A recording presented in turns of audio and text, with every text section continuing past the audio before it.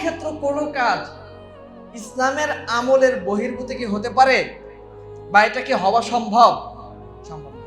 এই জন্য আমলের চিন্তা করার সাথে সাথে 2 টাকা দান করা আর নামাজ পড়া আর এই যে হজ নামাজ যাকাত এগুলো বুঝে বা চেষ্টা করি।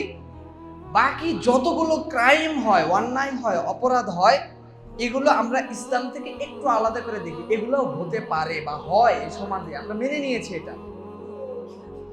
এটা মেনে নিয়েছি আমরা। কিন্তু ইসলাম বলে খারাপ, অন্যায়, অপরাধ এবং অসামাজিক এই সমস্ত যে কাজ হয় এগুলো আমল, খারাপ আমল। এই জন্য তো মানুষ মৃত্যুর পরে আল্লাহ সুবহানাহু ওয়া তাআলা তাদেরকে যখন জিজ্ঞেস করবেন, কোনো ব্যক্তিকে আল্লাহ এই কথা জিজ্ঞেস করবেন না যে তুমি কি পরিমাণ আমল করছো, এই কথা জিজ্ঞেস করবেন না। কি জিজ্ঞেস করবেন? দলিল। আল্লাহ সুবহানাহু ওয়া তাআলা সূরা মুলকের মধ্যে তিনি বলেছেন, আল্লাযী খালাকাল মাউতা ওয়াল হায়াতা লিয়াবলুয়াকুম আইয়ুকুম আহসানু আমালা। আল্লাহ বলেছেন যে পৃথিবীর মধ্যে মানুষ যখন আমল করছে বা ভালো কোনো কাজ করছে বা মন্দ কোনো কাজ করছে, সেই কাজটা কতটা কোয়ালিটিফুল করেছে। কি বলেছে?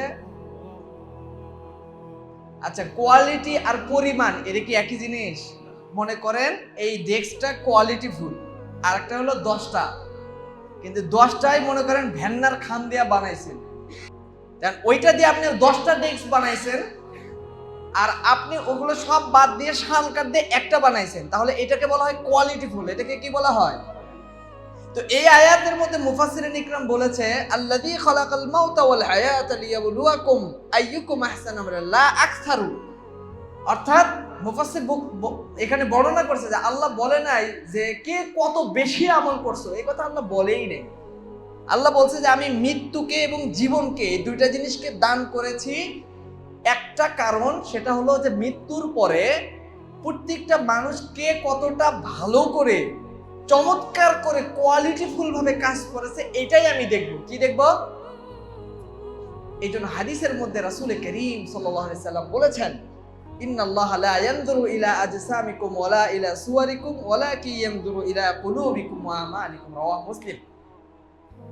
নবী সাল্লাল্লাহু আলাইহি সাল্লাম বলেছেন, কিয়ামতের দিন আল্লাহ সুবহানাহু ওয়া তাআলা কারো স্বাস্থ্য, শরীর, অবয়ব এগুলো কিছুই দেখবেন না, বরং তার ভালো কোয়ালিটিফুল আমলটাই তিনি কি করবেন? দেখবেন।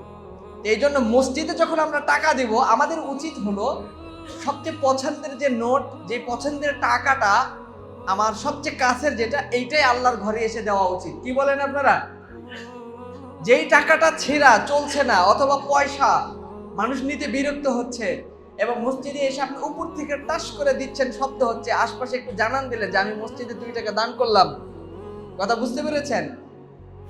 এইটা যদি অবস্থা হয়, তাহলে কিয়ামতের দিন আমাদের এই আমলগুলো কি কোয়ালিটিফুল হবে নাকি আনকোয়ালিটি হবে? এই জন্য আল্লাহ বলছে কোয়ালিটিফুল আমল করতে হবে। কি করতে হবে? কোয়ালিটিফুল আমল করতে হবে। এই কোয়ালিটিফুল আমলগুলো যদি করতে চাই, তাহলে আমাদেরকে সিরিয়াস মুসলমান হতে হবে। ভাই, কি মুসলমান হতে হবে? হয় ইসপার নয় উসপার, একদিকে আসতে হবে। হয় খাঁটি মুসলমান, আর না হলে আমি কিছুই না, দুইটার একটা। তো মাঝখানে যদি আপনি থাকেন, আছে জান্নাত আর জাহান্নাম। এখন আপনি কোথায় যাবেন? এটা আমার প্রশ্ন।